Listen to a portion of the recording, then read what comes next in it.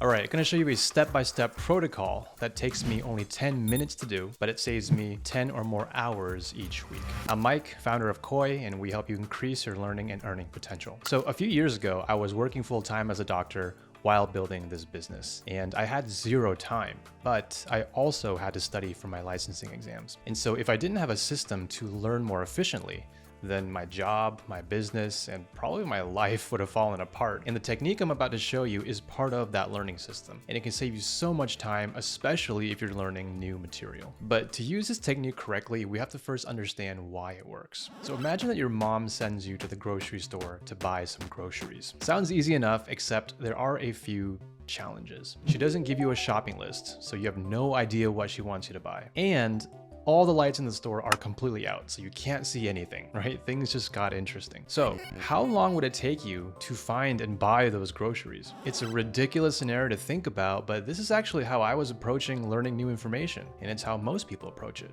Blind and aimlessly. Now let's imagine the same scenario, but this time the lights are on, and you can see where you're going, and your mom actually gives you a detailed shopping list so you know exactly what you're looking for. Plus, there's a giant map on the ceiling pointing to each item so you know exactly where to look, and you get a practice run during after hours when no one is there. Now, same question. How long do you think it would take to buy groceries? You'd be sprinting through the aisles, basically. So when it comes to learning new information, most people just dive in headfirst and they read everything from beginning to end, like they're reading Harry Potter. But reading a novel is not the same thing as reading to learn. It's actually the complete opposite. It's okay to go in blind when you're reading a novel because the surprises and the plot twists are what make it fun to read, right? But if you read that way for learning, then you're not gonna retain anything. We need spoilers when we're learning. And so this is the goal of the 10-minute technique, which we call the priming protocol. It's one of the super techniques that we teach inside Study Quests, which I'll leave a link in the description if you're interested. And super technique just means that we've combined multiple learning techniques together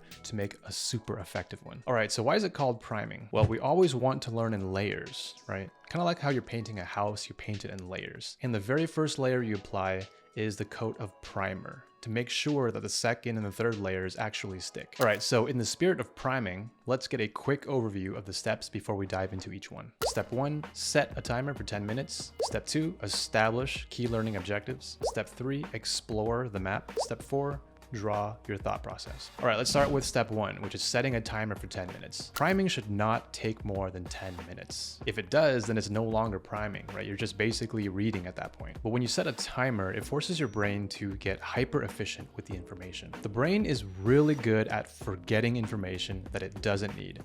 So when you put a time restriction, it makes the information that the brain does acquire more significant. When we have a ticking timer, it also creates a sense of urgency. It helps the brain concentrate better and get things done, right? If you've ever procrastinated to the last minute on something, then you know what I'm talking about here. All of a sudden, you just panic and you manage to get the thing done because there's a sense of urgency. And this has to do with Parkinson's law, which I can throw up here on the screen if you want to do further reading on it, but let's move on without getting too far into the weeds here. Step 2 is to establish the key learning objectives. If you don't know what you're looking for, then you're basically going in blind. But if you can establish ahead of time, why am I learning this and what am I looking for, then you won't waste any time. Like imagine if you're trying to fix your vacuum cleaner and you're flipping through the user manual, right? And you know for sure that the information you need is on page 17, second line from the bottom. Then you can just jump straight to that line and read it without wasting any time reading anything else, right? Obviously, it's not always going to be that simple in real life, but the next closest thing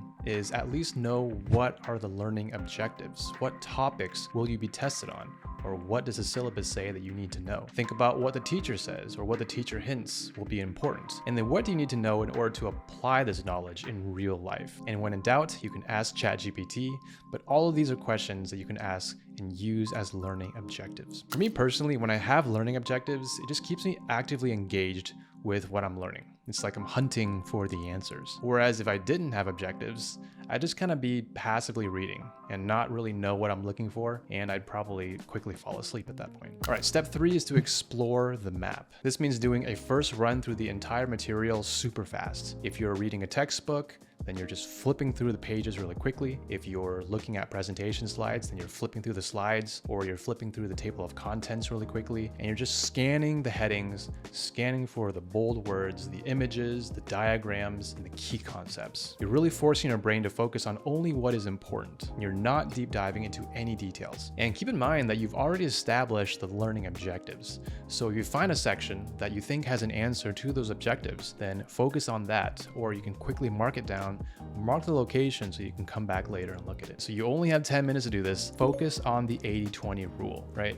The headings, the bold words, the key concepts, those are the 20% of material that gives you the 80% of what's important. The rest are just details that you can come back for later. This 80-20 rule is so true, and after so many years of teaching this to students, we found that this applies across pretty much every subject and every topic. All right, step 4 is to draw the core concept of what you just read. And yes, I mean draw as in using a pen and paper or your iPad and stylus, and literally draw out the core concepts or the main ideas and show how they're all connected to each other. So for example, if you just read about forces, vectors, and acceleration, then draw out these 3 ideas onto the page and then use arrows and boxes to visualize how are these 3 main concepts connected and related to each other, right? Are they cause and effect?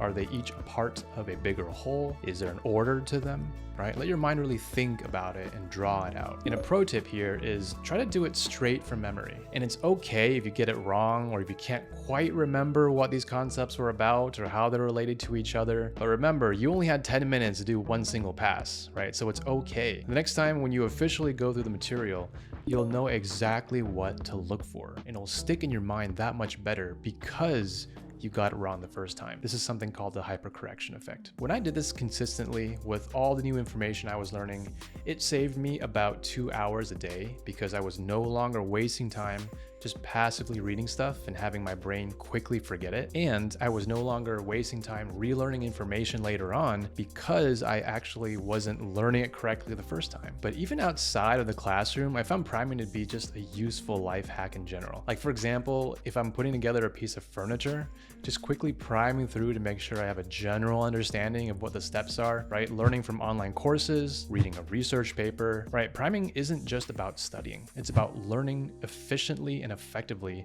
and saving time in all areas of your life. We've taught this technique to thousands of students, and over the years we've refined it so that it saves you hours of learning. But priming is just the first step of the learning process. Notice how the acronym for the 4 steps spell out seed. Priming is just planting the seed. And this sets the stage for our next technique we call the tree note-taking technique. This is our version of how to take better notes. This is how we take the seed and nurture it into knowledge structures that the brain can easily retain. So, tree note-taking technique. If you want to learn more about that, check out this video right here, and I will see you next time.